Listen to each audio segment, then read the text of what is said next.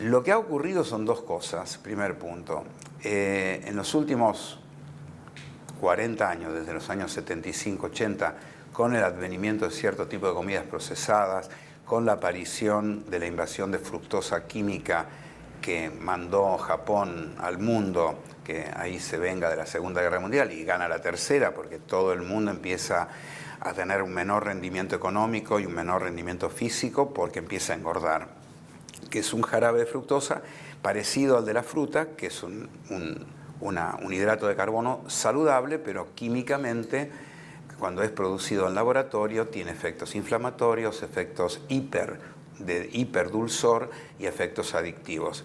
Entonces, hay una razón por la cual la gente come, que es comer y sobrevivir. Por eso, cuando se trabaja sobre cómo considerar un alimento como un elemento adictivo, hay resistencia de ciertos sectores que dicen no podés considerar un comer como algo de adicción porque no es una droga. Y hay otra línea, sobre todo la Sociedad Americana de Pediatría, que dice los chicos delante de una hamburguesa, en el momento que están por comerla, un chico que ya tiene este circuito de deseo vehemente, tiene en sus núcleos cerebrales, en su centro de recompensa cerebral, el mismo movimiento hiperactivo que tiene un cocainómano en el momento que ingiere. O sea, la mirada y la previa antes de comer genera exactamente una desesperación por empezar a comer, y después se va a generar una repetición. Entonces, uno dice, bueno, ¿qué es lo que está pasando? Está pasando que los alimentos que comemos no son los que tendríamos que comer, por eso hay tanta línea hacia lo vegano, hacia lo vegetariano y sobre todo hacia lo que es lo paleolítico, que en el fondo se le está dando un bombo tan grande como que parece otra de las modas, pero en el fondo es que ningún alimento natural, de cocción natural y sin todos los aditivos, puede provocar ningún deseo compulsivo de repetir.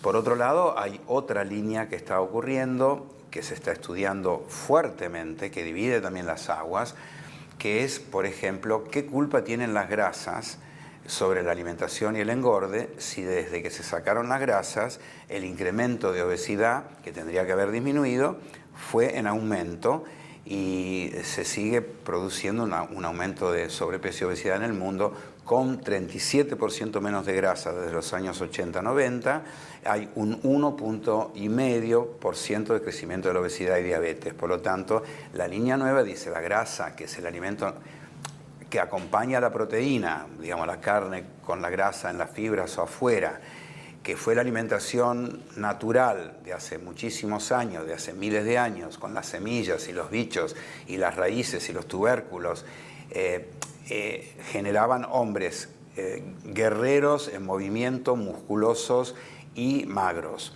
Y que cuando empieza el cultivo, sobre todo en la época de los egipcios, empiezan a aparecer las primeras momias gordas. Las primeras momias, los primeros seres humanos gordos son egipcios que están en momias, que tienen inclusive abdomen en delantal, porque ellos crearon de alguna manera o industrializaron la agricultura, provocaron la formación de alimentos mucho más cómodos, mucho más importantes como para distribuir al mundo por la poca cantidad de los alimentos naturales, y esto trajo beneficios y trajo, curiosamente, hombres más gordos y más bajos de altura desde hace 10.000 años. Entonces, uno piensa, bueno, después, ahora se está pensando, ¿es la grasa que tengo en las arterias y en el hígado, y la grasa que tengo en el corazón, y la grasa que me hace mal, y el colesterol y los triglicéridos, producto de la grasa que entra? Cuando se hacen estudios, se ve que la grasa animal, la grasa saturada, la grasa mala, tiene una lentitud de ingreso en el cuerpo, porque mientras uno no le agregue azúcares refinados, no se produce la secreción de una hormona que se llama insulina. Esa hormona insulina es la que atrapa la comida que entra, la deposita por falta de movimiento, no como combustible, sino como reserva, y entonces uno piensa, ¿será el carbohidrato refinado, la harina, el azúcar y todos los componentes aditivos que reemplazaron la grasa de los yogures y de la leche, esas cosas que se agregaron, que provienen de los carbohidratos, los que se transforman en el cuerpo en grasa dañina y que la grasa en realidad es saturada no es el gran enemigo. Yo siempre digo, yo voy mucho por esa línea, por algo nació esta figura del doctor Atkins en los años 70, que lo denostaron de todas maneras, era un enorme cardiólogo que yo he conocido inclusive personalmente, que él explicaba que, bueno, que él en esa época, en los 60, 70 que empezó con su idea, él sacó de las dietas para adelgazar o para regular un cuerpo engordado, sacó los carbohidratos porque él veía que dando mucha cantidad de proteína, incluyendo la grasa, la gente bajaba de peso, se sentía muy bien. Después le dijeron que eso había provocado colesterol, que no es seguro que sea por eso, porque cuando se hizo la curva de investigación de qué había crecido junto con la obesidad desde los 80, que se empieza a preocupar el mundo, donde crece geométricamente, lo que se olvidaron sospechosamente es que junto con el aumento de grasa, que era paralelo al aumento de gordos, había un aumento mucho más alto del jarabe de fructosa y de todo lo dulce. Tiene un peso enorme.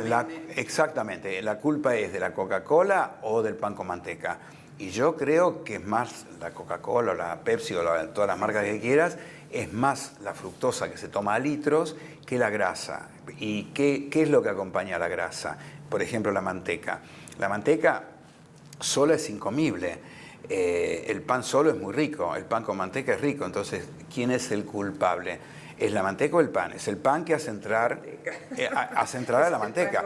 Fíjate que ahora vino en el Congreso de SAOTA, de la Sociedad Argentina de Obesidad y Trastornos Alimentarios del año pasado, una Silvia Giraudo, que es una decana de una universidad americana, y el tema que trajo, increíblemente, es una investigadora fenomenal. El tema fue reivindicando la manteca, porque en nombre de la manteca mala, grasa mala, casi como una especie de estigma, se reemplazó por margarina, y la margarina tiene aceites hidrogenados y grasas trans, y es un desastre. Entonces están tendiendo a que en forma moderada uno tiene que pensar en que la grasa láctea no es tan mala. Bueno, pero el método Ravenna propone comer con 600 calorías. Más o menos, no es así.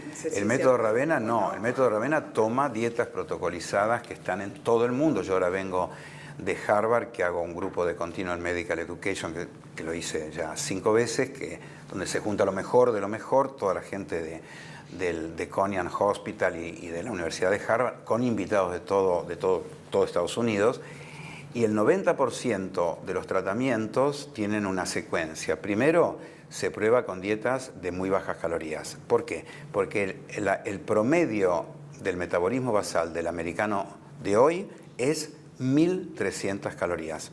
Si yo le doy una dieta saludable de 1.200, me equivoco en un 10% y estoy dándole más de comer de lo que él necesita para bajar de peso.